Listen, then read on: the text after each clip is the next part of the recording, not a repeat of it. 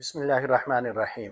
ایک صاحب نے یہ مسئلہ پوچھا ہے، وہ کہتے ہیں کہ ہیلو کہنا یہ درست ہے یا نہیں ہے، اور وہ فرماتے ہیں کہ میں نے اس پہ بڑی تحقیق کی تو مجھے پتہ چلا کہ ہیلو کا لفظ ہیل سے نکلا ہے، اور ہیل کا معنی ہوتا ہے جہنم، لہٰذا اگر ہیلو کہا جائے گا تو اس کا مطلب ہے جہنمی، یہ ایک قسم کی بد دعا ہے۔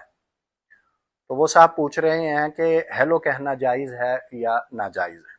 تو میرے بھائی، اصل بات تو یہ ہے کہ مسلمان کو چاہیے کہ جب بھی وہ اپنی گفتگو کا آغاز کرے، کسی کو بلائے، تو سب سے پہلے السلام علیکم ورحمۃ اللہ وبرکاتہ کہے، لفظ السلام علیکم سے اپنی گفتگو کا آغاز کرے، اور حدیث مبارکہ میں بھی ہمیں یہی حکم دیا گیا ہے۔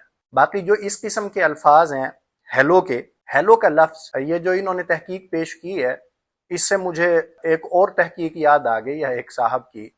انہوں نے تحقیق کی، ایک مکھی بیٹھی ہوئی تھی، اس کے قریب جا کر انہوں نے تالی بجائی، مکھی اڑ گئی۔ تھوڑی دیر بعد انہوں نے مکھی کو پکڑا، اس کے دونوں پر کاٹ دیے، اس کے بعد دوبارہ تالی بجائی اس کے قریب، مکھی نہیں اڑی۔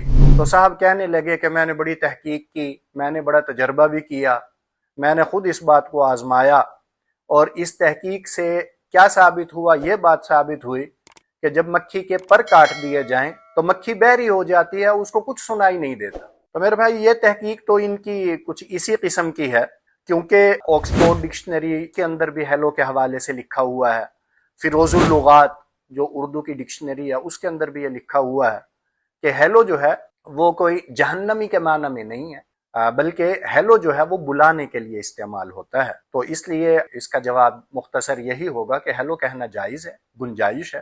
البتہ ہم مسلمان ہیں تو ہمیں السلام علیکم ورحمۃ اللہ وبرکاتہ اسی سے اپنی گفتگو کا آغاز کرنا چاہیے۔ فتویٰ حاضر خدمت ہے، اور اس فتوے کے اندر آکسفورڈ ڈکشنری، اسی طرح فیروز اللغات، اسی طرح ترمذی شریف، اسی طرح صحیح مسلم شریف، اسی طرح فتاوی شامی، ان کے حوالہ جات جو ہے وہ فتویٰ کے اندر موجود ہیں، ملاحظہ فرمائیں۔ السلام علیکم۔